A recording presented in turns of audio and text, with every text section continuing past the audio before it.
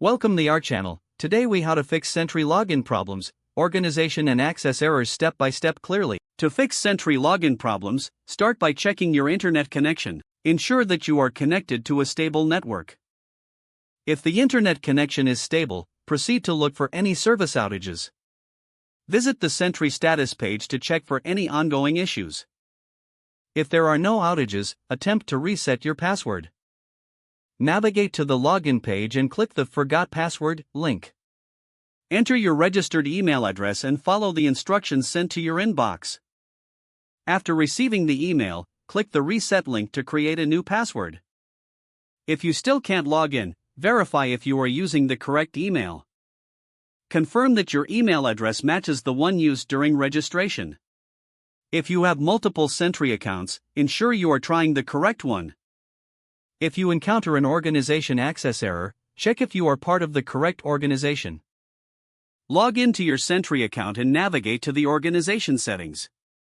Make sure you have been invited to the organization you are trying to access.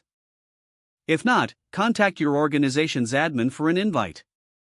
If you are the admin and still face issues, check the organization settings in the admin panel. Look for any role or permission changes that might restrict access. If these steps do not resolve your issue, try logging in on a different browser. Clear your browser's cache and cookies before attempting to log in again. If possible, try using a private browsing window. This can help bypass any browser-related issues. If the problem persists, check for any security software that might block access. Temporarily disable such software to see if it resolves the login issue. If none of these steps work, reach out to Sentry support for further assistance.